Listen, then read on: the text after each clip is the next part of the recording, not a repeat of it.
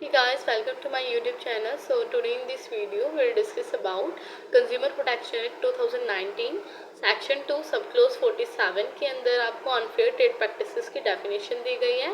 सो इसी के बारे में हम आज डिस्कस करेंगे. Unfair trade practices means a practice which for the purpose of promoting sale, use or supply of goods for the provision of any service, adopt any unfair method or unfair deceptive practice including any of the practice namely.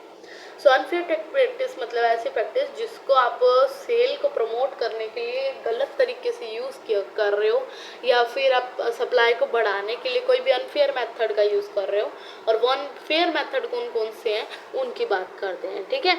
सो सबसे पहला आता है making a statement whether orally or in writing or visible representation included by means of electronic record.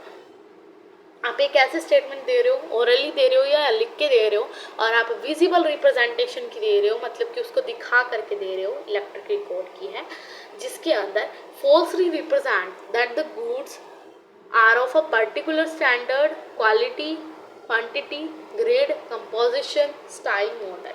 आपको पता है कि इतना बेहतर प्रोडक्ट नहीं है, पर आप उसकी क्वालिटी फॉल्सली रिप्रेजेंट कर रहे हो, और अगर वो उसके अपोजिट निकल जाती है, so consumer can file a complaint and it means you are adopting unfair trade practices. Okay.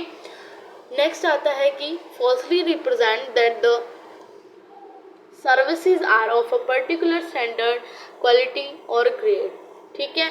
सो आप ग्रेड उसके बढ़ा के दिखा रहे हो, वही सब. Falsely represent any rebuild, second hand, renovated, recondition और old goods as new goods. मतलब पुरानी मशीन आप उसको कह रहे हो बिल्कुल फर्स्ट क्लास नहीं है. अब जैसे हम फ़ोन लेने जाते हैं, सेकंड हैंड फ़ोन मांगते हैं, तो अगर आप वो second hand phone first hand phone मतलब नया फ़ोन कह के बेच रहा है, तो वो it means he is adopting unfair trade practices. Okay. Next आता है रिप्रेजेंटेड द गुड्स और services have sponsorship, approval, performance characteristic, accessories, use or the benefits which such goods or services do not have. ठीक है. आप उसको performance उसकी इतनी अच्छी बता रहे हो, उसकी अच्छी करेक्टरिस्टिक्स बता रहे हो, है ना, उसके यूजेस बेनिफिट बता रहे हो इतने सारे, और इनफैक्ट उसकी है ही नहीं. रिप्रेजेंट दैट द सेलर और द सप्लायर हैज स्पॉन्सर्ड और द अप्रूवल और एफिलिएशन विच द सेलर और सप्लायर डज नॉट हैव. ठीक है. सेलर कहता है कि मेरे पास इसकी स्पॉन्सर्ड है, मतलब मैं यहाँ से अप्रूवल लूँ मैं, और इनफैक्ट वो है ही नहीं, फॉल्सली रिप्रेजेंट करें, तो ये भी अनफेयर ट्रेड प्रैक्टिस है.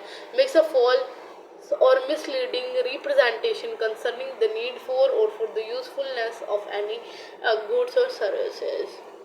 Gives to the public any warranty और गारंटी ऑफ द परफॉर्मेंस, और बाद में वो जो है उस प्रॉपर टेस्ट करने के बाद वो होती ही नहीं है ना. गारंटी देता है और गारंटी फेल हो जाती है, तो या तो उसे अडॉप्ट करना, उसको सही करके दो, वरना वो कंप्लेन कर सकता है ना.